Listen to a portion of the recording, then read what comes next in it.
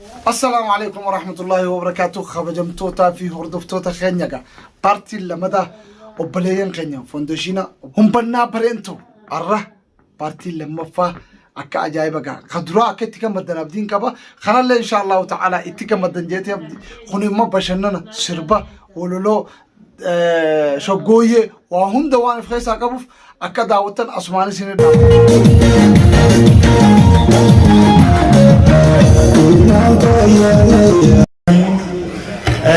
uummanna globally sababeeffachuun tokkoome akkasumas walitti dhufeenya ogummaa ilmaan banaa'iyyee fi ilmaan dagaa qalloo itti haaromfame. Assalaamu alaikum warahmatullahi wabarakatuh. Galatoomaa duraan dursee dhaloonni akkanumatti walitti dhuftanii bakkoota kanatti walga'uun keessanuu uummanna globally sababeeffachuudhaan asitti waliin nu qabuudhaaf isaanis lammii bultu akkuma duraanuu hangafaa akkuma duraanuu madda beekumsaa nuuf taanitti akkuma duraanuu waa hunda nuuf taanitti walitti fiduu isaaniitiifis asumaan isaan galatoomfachuu barbaada. Kanatti aansuudhaan waan silaa haasawuu qabu seenaas ta'ee waan hundaa'u dargaggeessii haasa'ee dubara xumuree waan jiruuf dhaamsa immoo dargaggoo amma lafaa kaatu tanaaf dhaamsa akka nama guddaa tokkotti siin dhaamuun barbaada. Kana obsaan akkanarraa fudhattanii sabdiin qabu.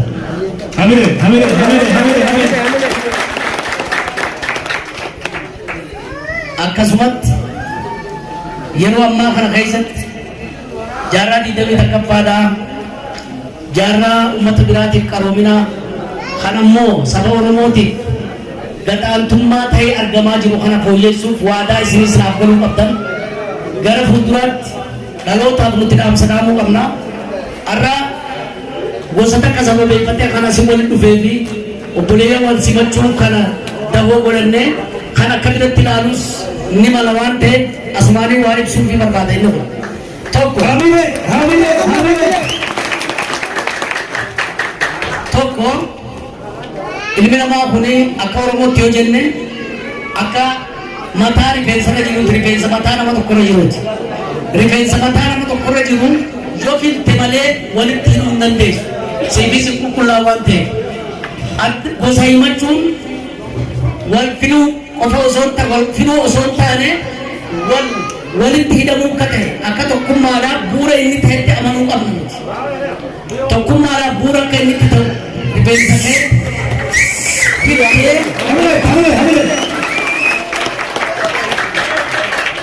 ani akkuma beekamu hojii kiyyaas akka tibbaa kiyya na barsiisettis araqaa kanaqaa sooressaa jennee kan maqaa moggaafne abbaa guddisaa kiyya akka guddisaa kiyya abbaa kiyyatti na barsiisettis namooma nu barsiisa.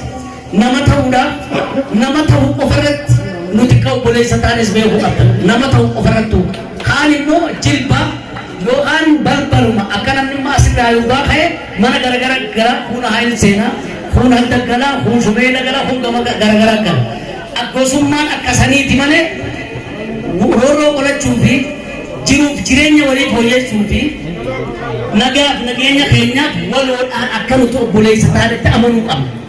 Kana yeroo jiru fakkeenyaaf ilmaan asitti walitti dhufan ilmaan Oromoo maraa jiraachuun mala kana alaas jiraachuutu mala bakka tana keessa. Nuti hundeen teenya eessa hundeen teenya ilmaan Booranaaf Bareentoo qofa akka Oromootti ilmaan Booranaaf Bareentoo qofa nuuf gaha. Gosti teenya maal Oromoon gosa nuu taate kan achii gadi hundaa'u jilba jennee itti amanne. Kanaaf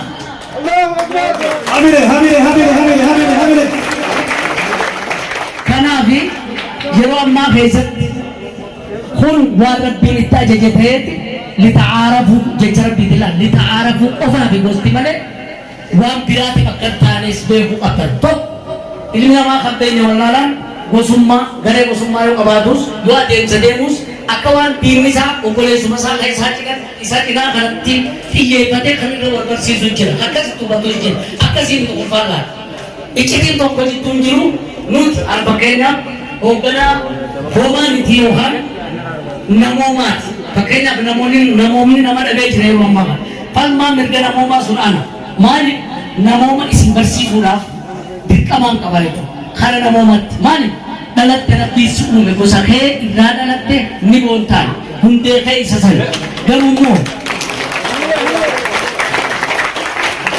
garuu immoo waliin jireenya keessatti tokko akka taanee ragaadhaan isin yomma beeyladaa fiddee nuu kan agarsiisa. Beeyladaan fedhe DNA nama ta'uudhaan raga baha. Nama ta'uu kee beeyladaan illee raga baha. Ammoo gosa ta'uu kee ragaan baha. Isinuma keessaa yoo yaada tokko dhiyeessefa meemma gosa ajjibtu keessaa sadeenuu bareentumaa keessaa yookaan ilmaan booranaaf bareentoo keessaa mee gosa kamiijii qubatti ilaalaachuu dandeenyaati. Adda baasuu ni dandeessa. Wankuma baasu walbii waan qabu.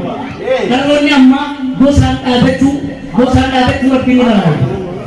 Gosaan dhaabachuu dhoorka. Nuti yeroo ammaa kan gamaa walii wal baruuf DNA isaa wal garsiisuuf himame filanii wal jibbisiisuun ilmaan adda addaa fedheessumaa walii garagalchuu miti. Kanatti baruu kanarratti leenjifamuu qabnu. Obboleessa fakkeenyaaf yeruma barootuma 20 dura yookaan 25 dura yeruma amma ce'umsaa wayyaaneedhaa kana dura dhaloota booda maal akka ta'e anni warran beekneetu fakkeenyaaf fudhattee warra ba'aa kana keessa yoo afran dhalloo gamanaa targaafattee anniyya maalii waan isaa tokkollee hin beeku joogiraafii lafa isaan beeku aadaa fi duudhaa isaatis hin beekan wallaalummaan diinni waan nu godhe keessaa haga namummaan tokko maatummaan tokko kan lafa takkara wajjin jirtu waliin beeyne takkatti nurratti dalagaa ture bara dhibbati qaba. Kanaaf ragaan akkuma booranni ta'e ilmaan bareentootis ta'an ati tokko ta'uu kee ragaa waliin akkuma boorannan gabroonfataan godhaa ture ilmaan bareentoo godhaa ture. Ati yookasan ati maali yookasan eega dhukkubni kee dhufe dhukkubni kee yeroo alagaan sitti duulu tokko ta'e ati tokko ta'uu beekuu qaba. Garuu bakkuma kanarra dhaabbattee gootuuwwan Oromoodhaa warri qabsoo keessatti warreen qabalan warri Oromoo wal barsiisan beekuun ture nuti dhalootuma keenya kana keessatti ani mataan kiyya sooressaatiitu Aksalaalee Wallaggaa Jimmaa akka Oromoo taate wallaahi sooressarraa hin bareedu. Ijoollummaa kiyyarraa amata 12tti wallaahi isarraa hin bareedu hin beeknu. Nu barsiisuus hin turre hin beeknu. Haga boodaa kanatti haga dhaloonni bahaa harar kumata nama fudhatte amma ilmaan ituudhaa maal akka isaa ta'u beekne ture amma yeroo teknooloojii kana dura jechuudha. Ilmaan anni jaatii fi ilmaan ituudhaa waliin beekan. Warri afra qallooti qaluma walitti aangu arsiinuu ilma bareeddoo ta'u ammaa isin keessa isin katti nama nani hittan natti fakkaatan ammaa hunda arsiin ilma bareeddoo ta'u isin jaatuu namatti. Amma kan beekne as keessaa nu jiraachuu barbaade obboleeyyan keenya yeroo ammaa kana keessatti yeroo guddinaa kana keessatti sooshaal miidiyaa irrattis ilaalu yeroo namni gosaan wal arrabsee kutaadhaan siyaasaan adda wal qoodee amantiidhaanis deemu kana keessatti dhaloonni kana midhaalina ababatu namoota homaan itti dagaaguu qabna nama ta'uu dhabuu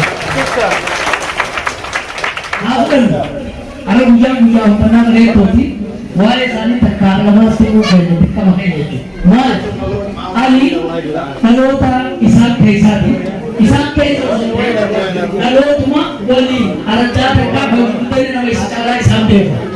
Yoo qabsoodhaa fudhanne dhalootumaa namni gahee qaraatii yoo keessatti wallaa onaa biyyaa keessa burqaa xixxiraa keessa mana barnootaa kutaa lamaa kutaa afurii jiru malee man barnootaa tokko keessa jiraachuu ture. Maalirraa kan ka'e kamu malah perkara ini kira sih tanya.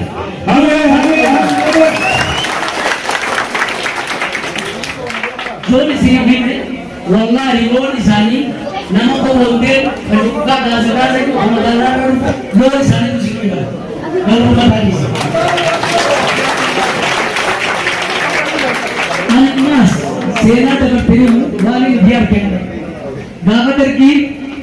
Yeroo sanitti kan tattaafatan gargida dargi ni Singapore meetu dandeenya lafti sanii ni Singapore osoo qabne gaafa isa magaalaa burqaa tittiraa inni dhufuun dhoorkaadhaa jedhanii gaafa kaabinetti himanii beeku dhoorkuma uwwisan kun hamile hayyoota waan ta'aniif kana jechuun gootummaa isaan qabanirraa boodatti aanuun safuu isaanii tiifatanii Boorana Harargeedhaa yoo jedhan amma fakkeenyaaf aadaan Oromoo duraan Oromoo Boorana keessatti qoodaa'anii jira. Ammoo baa keessatti anniyya keessatti tolfamee anniyyaatitu asiin ga'e. Harargaa itti baafama. Kanaaf nuti walitti dhufiinsi keenya bal'aa fi gammoojjii keenya kan alagaan adda cire haa wal baratuudha malee adda wal qoqqooduuf kan ta'es beeku. Yookaan namni tokko sabni tokko jilbi tokko hannoolee irraa fuudhamee abaluu kan namni jiru yoo ta'es ilma adeeraa kanaa ta'u anamma imaalaati. Ilmi gargaduudhaa maal naan jedha adeera naan jaala. Ulfina waan ta'e adeera ta'e abba ta'eef malee galtee ta'e waliin ture waan tokko wanni biraa wanni abbaa galuu wanni gara deemee walii ibsachuu qofa malee jiruuf jireenya walii faalleessuu fi yookaan wal xiqqeessuu fi wal hir'isuuf kan ta'e dhaloonni itti amanuu qaba. Garan jaalalti itti qabamu. Hanga guddaran jaalalti itti uumuu qaba.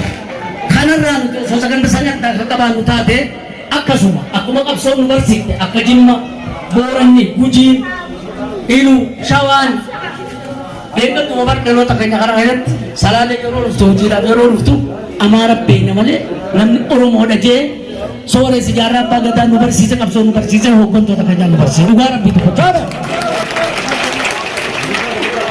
Akkasumatti immoo dhaloonni Oromoodhaa maal godhuu qabna abbootiin keenya qabsoodha fidan nuti hoo maal fidu qabna ta'e eega abbootiin keenya qabsoo tokkummaadhaa biyya guddoo Itoophiyaa ijaaruu irrattu abbaa taate wareega kafalte nuti maal godhuu qabna gaddachaanee jilbaan lafarra yaa'uudha qabna moo achirraa ol baanee duumessaa ol kunnee waan seenaa isaan fakkaatu tabiraata teknooloojiidha ammayyootu dalaguudha qabna ol bahuu qabna ta'e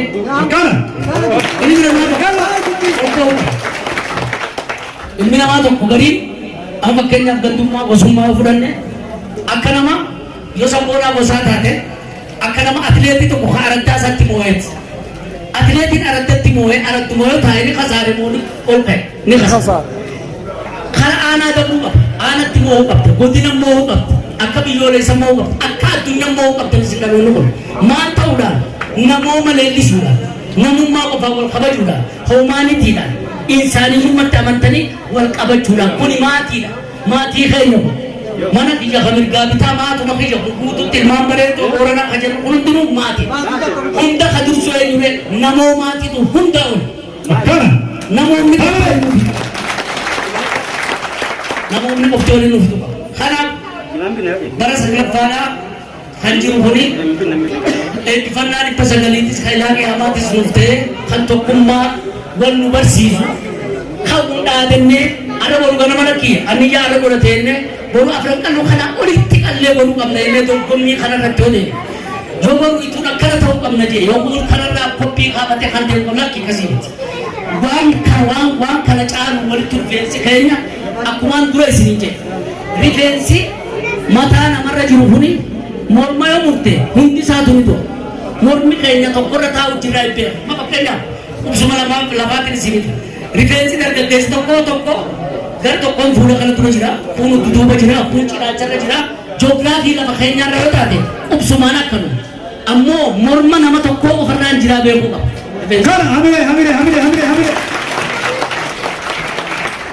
Maal ta'uudhaaf ammoo filuun rifeensa kee hacaccabe kan ciise haciccite mushuqaan baaftee bareechuun sirra jiraata kuni adda wal filuu miti amma mushuqaan rifeensa kee tolchuun filuun jaamu ati filutti namanin filtee qulqulleessitee walitti hidhuudha amma rifeensa dubartiin takkaa'u eega filte booda walitti hidhi osoon fille namni walitti hin jiru akkasitti hubannee waan tokko waan amma deemu kuma ijoolleen amma duratti gurgurfachaa ta'u gaara keessattis ta'e bakka garagarattis ta'e keessattuu Oromoo gosaaf ganda walirratti xiyyeeffatee ibidda walitti bitatee akka nama goota sabaaf wareegamee tokkotti gootummaa yeroo dhaadatus ni argina kun immoo sabuudha dhaloonni waan kana barachuu qaban. Abbootiin keenya akkuma isinuu dhagahaa turtan nama yeroo dukkanaa san keessatti shaamaa taatee dhibbaqxee Oromummaa kanaaf wal isin barsiistee sadarkaa kana sibeesse rabbi amataa godhu.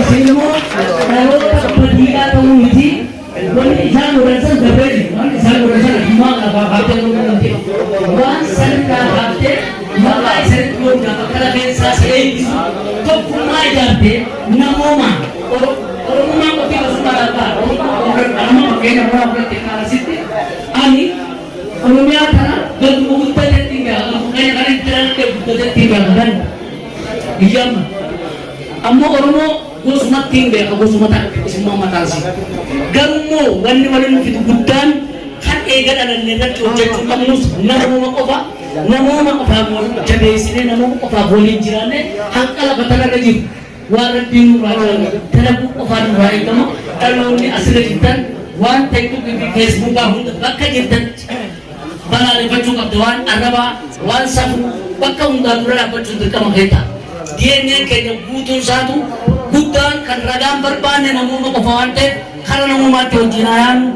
ulfada luka baju bi jadi toman sini ada tujuan untuk tempat yang kami lihat kami kan tadi hamil Enggak, kami bersama iba kayo ang mga tibet dito kapag pusina dapat hindi fase akasumas ursa aman tanaw ni kanumayo aman tanaw berbaca sawante untuk kayaknya otok-otok dulu tiga di besok itu berwalat Eka anas tu roh itu hasil tu pertama. Pakainya ani yang kebelum aja edukun. Waktu kebelum ni apa nama pada tadi mana kebelum tatis amma jajar orang kebat amma anak mino anak itu kalau berkata anak lebih betul kayak buku atitira amma ti ngamni halu dua aja itu. Mari sagale kapan. Waktu jero jangkabatif kibira kafanani mutuma da para tu ni wanta kata kacin godani betu. Umman no ummat ifirta je ifinjira ta tu betu. Amma le tajadi na mutuma har kacan jira namon sun rakko rakam.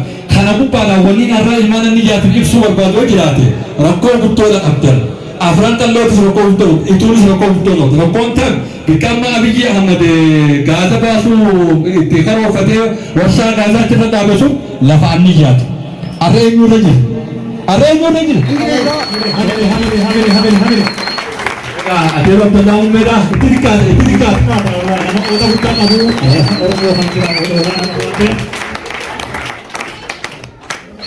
Assalamualaikum warahmatullahi wabarakatuh. Waalaikumsalam warahmatullahi wabarakatuh.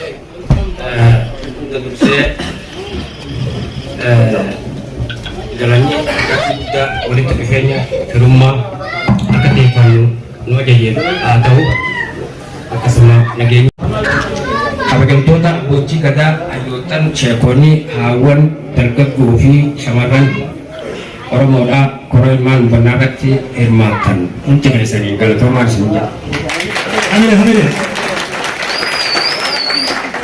ya ara gamucu budanin pulang sedap cagi sebelum isas wanti ara aga dubu ayang kosong tane dia yadan lo kenya fi yadan lo iyole kenya hewana fuf uja onnen ilman banna ikti tokone akasmas boleh teruselo berumah ilman banna ide fi ilman daga allo ikti haron fon yang tifum masuk berumah ikti amat hele dia ko hamil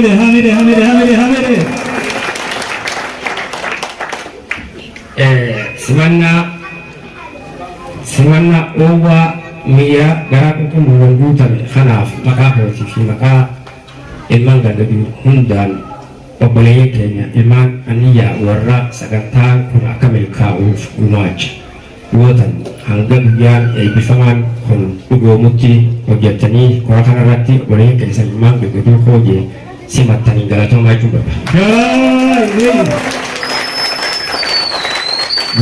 Buya ayana ko fonsol tane dia mi belumma itigafat mi belumma fi itigafat mara golsemanu cara kun unsuna kunti kayaknya dia bisa dikama juga urat fejir kana hariyo belumma fi lagi yang mata tisu tisu tokuma hawas oromo kimsu waltaji khana berarti ifat syaki tokumai wadase hamil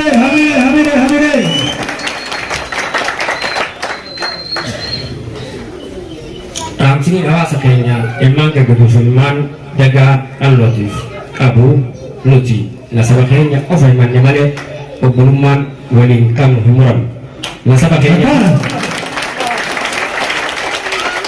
nasaba keenya himanneef ammoon obbolummaan baroota dheeraa waliin qabaachaa arrageen hin badu hin furamuus hin muramuus kanaafuu hundi keenya kana hubannee dur caalatti obbolummaa keenya jabeeffachuu akka qabnuun dhaamsa obbolummaa hawaasa keenya hundaaf dabarsuu barbaada. Guyyaan kun guyyaa dhumaa osoo hin taane isa jalqabaati. Akkuma guyyaa irraa bifa haaraan onneen dhaloota ilmaan hubannaa tokko obboleeyyan keenya ilmaan dagaa qalloo fi akkasuma ilmaan Oromoo hundaaf jaalala onnee keessa onnee keenya keessa haajenna jaalala firummaaf jaalala obbolummaa onnee keenya keessa tanfifna haajennaas. Hamidee. Bulchi keessan jecha keessan dura imaanaa kanaaf akka isinii malu haa ta'u hawaasni Oromoo kuraa ilmaan hubannaa kanarratti hirmaattoota qofa osoo hin taane jaalalaa fi ulfina obbolummaa gochaan mirkaneessu akka qabdaniif dhaamsa dabarsuu barbaadeessa.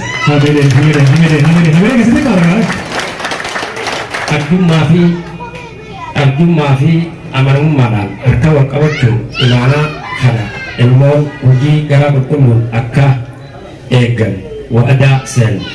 Nuti uummata tokkoo, maatii tokkoo, seenaa tokkoo fi egeree tokkooti. Tokkummaa keenya eeggachuuf laphee keenya tokkoomsinee fi oromummaa keenya mirkaneessinee akka tikfannu rabbii guddaa isa waa hunda caalu kan nu gargaaru kana barbaada.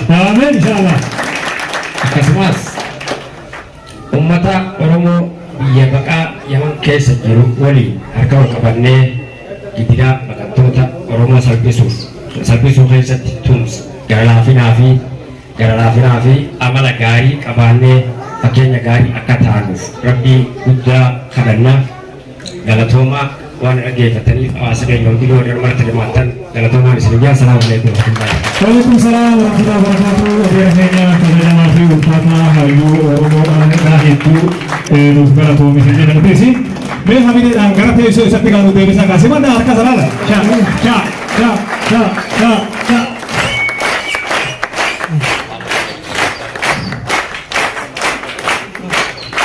Hayyee hedduu takka galatoomaa.